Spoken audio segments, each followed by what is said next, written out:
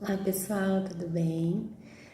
Hoje eu vim falar um pouquinho sobre a questão da imposição de limites para as crianças e depois para os adolescentes também, que vai servir, tá bom? Para isso eu queria falar sobre três coisas principais. A primeira é sobre o desenvolvimento infantil, né? O que a gente espera desse desenvolvimento. A segunda coisa é sobre o nosso estilo como pais. E a terceira coisa são algumas dicas de como a gente pode melhorar isso, tá bom?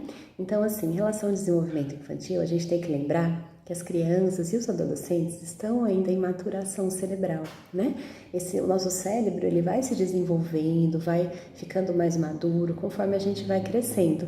E hoje em dia a gente sabe que esse final da maturação cerebral acontece só lá pelos 21 anos, tá? Algumas pessoas até os 24, tá bom? E qual que é a parte que mais demora para maturar? É a parte do nosso cérebro que conduz os nossos impulsos, tá? Então, pensem que não adianta a gente achar que uma criança vai conseguir controlar o impulso de fazer alguma coisa da mesma forma como nós adultos, porque realmente não tem, o cérebro dela não está desenvolvido para isso. É uma questão biológica até, né, da gente pensar assim. Então é bom a gente ter isso em mente quando a gente vai falar sobre limites, porque muitas vezes a criança faz alguma coisa errada, a gente explica que não pode fazer, e depois ela vai lá e tenta fazer de novo aquela mesma coisa. E aí, às vezes, a gente fica bravo. Isso acaba machucando a gente, que fala assim, poxa, eu acabei de falar pra você que não pode fazer aquilo. Por que você foi lá e repetiu de novo, né? Ela foi lá e repetiu de novo porque ela realmente não lembra que aquilo é ruim. Ela agiu mais pelo impulso do que pelo controle cerebral mesmo, entende? Então, quando ela vê uma situação que parece ser agradável, ela vai tentar aquilo de novo, porque vai ser difícil para ela se controlar. Então, é bom a gente ter isso em mente, porque nós como pais, temos esse papel de fazer esse controle dos impulsos das crianças e dos adolescentes também, ajudá-los a entender esse tipo de coisa, sabe? E aí é legal a gente até conversar com os nossos filhos sobre isso, tá? E aí pensando em como que a gente faz então, né, para ajudar eles a se controlar, não fazer alguma coisa muito errada, não se colocar em risco, já que eles não estão preparados pensando na questão cerebral, né? Tem uma teoria dos estilos parentais, que eu acho que pode ajudar um pouquinho a gente, tá? Então, teve uma psicóloga que fez uma pesquisa muito tempo atrás, lá na década de 70, tá? Sobre como que o controle dos pais, a forma como os pais exercem o controle sobre os filhos, poderia impactar na personalidade da criança e nos comportamentos da criança, tá? Ela dividiu os tipos de estilos, né, de parentalidade em principalmente três, tá? Então, seria o autoritativo, o autoritário e o permissivo, tá? Vou explicar um pouquinho de cada um deles. Vocês vão ver que muitas vezes a gente se comporta como um deles em algumas situações, tá? Mas a ideia do estilo é o que a gente se comporta mais, como é que a gente costuma lidar com os nossos filhos na maior parte do tempo, tá bom? Então, começando lá pelo permissivo, seria assim, quando uma criança, seriam aqueles pais que permitem tudo, vamos pensar, né? Permissivo. Então, por exemplo, uma criança quer um doce, ela vai pedir o doce pra gente. O pai permissivo vai dar o doce, porque ele quer terminar logo com aquele choro, com aquele pedido, quer resolver de uma vez, entende?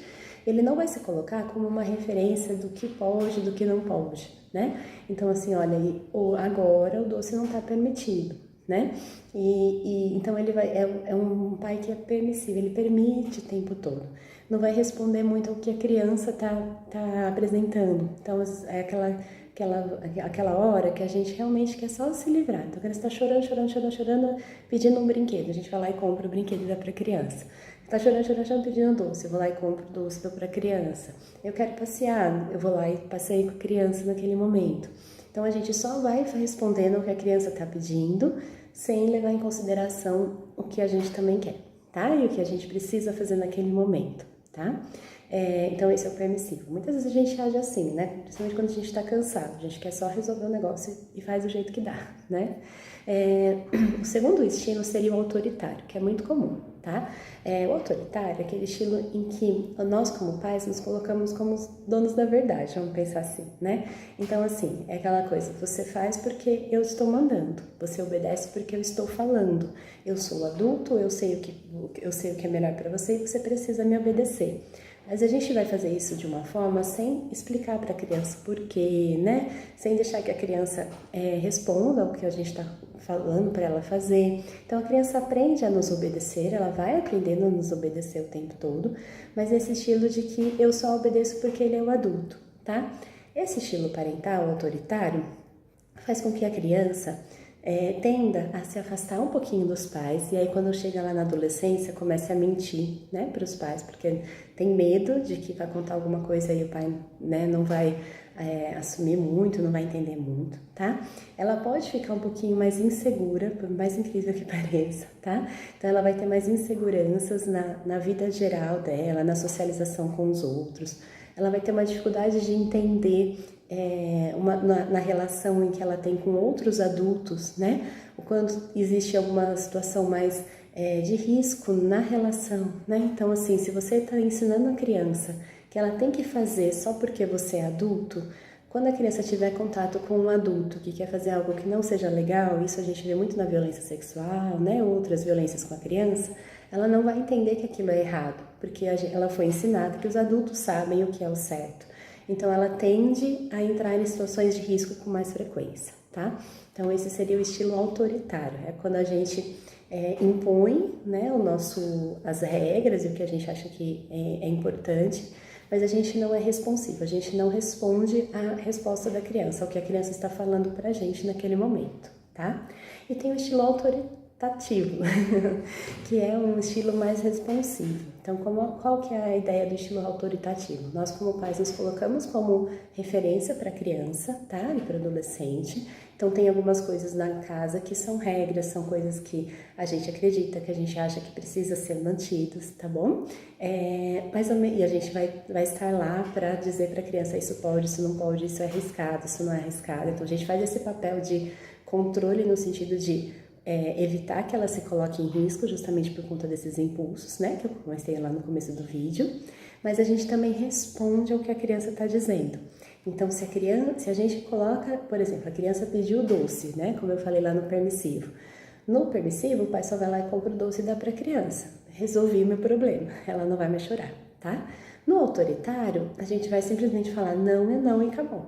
Não vai ter essa conversa com a criança. No autoritativo, a gente vai conversar com a criança e explicar o porquê do não. Então, por exemplo, a criança pediu doce. Então, olha, agora não pode o doce. A criança vai perguntar, mas por quê? A gente vai explicar, olha, por que tá perto do almoço? Por que não é todo dia que a gente pode comer doce? Por que o doce não faz bem e tudo mais, tá? É mais fácil fazer isso quando a criança é maiorzinha, porque ela vai entender melhor mesmo, tá bom? Mas a gente vai então dar referência, vai fazer a criança entender os porquês das coisas, tá? Esse estilo autoritativo está mais associado a uma independência da criança. A gente acolhe a criança, então, ela vai se jogar no chão, a gente disse não, ela está lá se jogando, fazendo aquele monte de coisa. Nós vamos entender que ela está sofrendo, que aquilo é uma coisa ruim para ela, tá? Que ela não vai entender que não pode, tá bom? Mas aí a gente vai acolher essa criança e depois a gente vai explicar o que está acontecendo, tá? Esse estilo, ele está mais associado a uma independência da criança, tá? E uma facilidade maior em lidar na sociedade, porque ela vai entender que ela pode, sim, dizer, argumentar e dizer o que ela acha das situações, tá? E aí, assim, algumas dicas, então, principalmente para os menores, né? Quando a gente está numa situação de risco, em que a gente precisa que a criança ouça a gente precisa que a criança seja, né, tenha esse limite. Se é uma situação de risco, a gente vai sim conter a criança, então a gente vai segurar, a gente vai pegar no colo, a gente vai dizer não pode, e depois eu te explico por quê, né? A gente vai fazer isso. A gente pode, inclusive, uma das coisas que pode ajudar é prever situações de risco e explicar para a criança previamente. Então, olha, nós vamos atravessar a rua, eu preciso que você fique do meu lado, eu preciso que você dê a mãozinha para a mamãe, porque existe esse perigo. Tá? Então, nós vamos antever essas situações de perigo e explicar para a criança. Isso costuma fazer com que elas colaborem mais com a gente, tá bom? Que mais que a gente pode fazer nessas situações? Desculpa. Essas situações de perigo, né? A gente vai também conversar com a criança sobre o que aconteceu depois. Então, antes da situação, a gente antevê e explica para a criança. Durante, se precisar, a gente contém, a gente segura mais com carinho, né? E depois que passou, que a criança tá mais tranquila, que a gente tá mais tranquilo e tudo mais, a gente explica o porquê das coisas, tá bom?